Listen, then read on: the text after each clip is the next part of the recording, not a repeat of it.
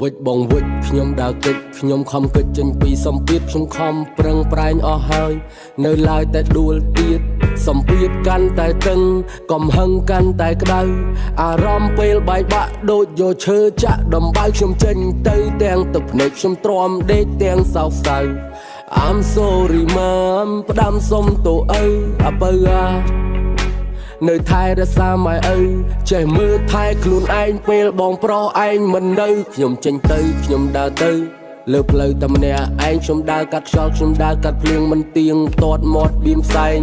ដូចខ្លែងរស័តខ្ញុំបាត់មុខបាត់មាត់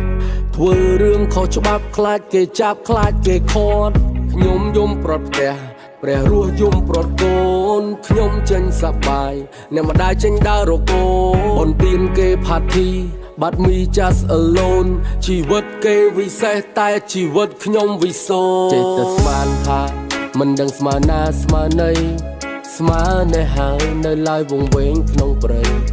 ប្រឹងប្រែងស្មឹងស្មាតគិតថាខ្លួនឯងឆ្លាតវង្វេងស្មារតីរាល់ថ្ងៃស្ទើររត់ស្រាតចេះតែស្មានថាមិនដឹងស្មើណាស្មើណីស្មើនេះហើយនៅឡើយវង្វេងក្នុងព្រៃប្រឹងប្រែងស្មឹងស្មាតគិតថាខ្លួនឯងឆ្លាតវង្វេងស្មារតីរាល់ថ្ងៃស្ទើររត់ស្រាតឡា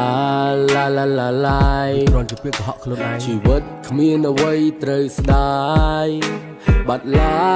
ឡាឡាឡាឡាយមិនទាន់ស្លាប់ប្រាប់ខ្លួនឯងត្រូវតែអានឹងឲ្យគេហៅហាត់ឡាយ high so get low go up សំដី MC សៃនិយាយថាជីវិតពិបាកជាងស្លាប់កាប់ព្រៃ3រក្សាព្រៃ10ផឹកថ្នាំ5កញ្ចប់តមថ្នម2ងាយស្ដាប់តែយ៉ាប់យល់ទៅពលខួវូវី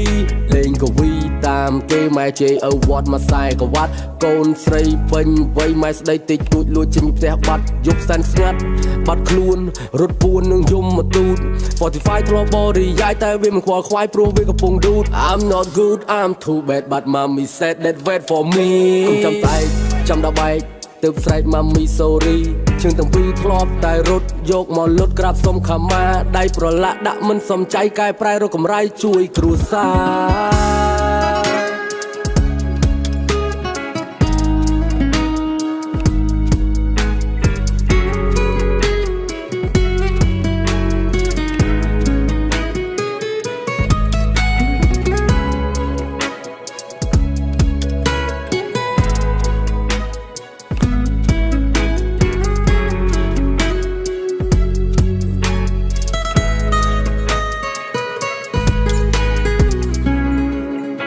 យើងម្នាក់មានសិទ្ធិជ្រើសរើសក្នុងការរស់នៅផ្លូវខុសឬផ្លូវត្រូវជាជម្រើសរបស់អ្នកតែត្រូវចាំថាឪពុកម្ដាយមិនចេះតែមាននៅឲ្យយើងហៅបានរហូត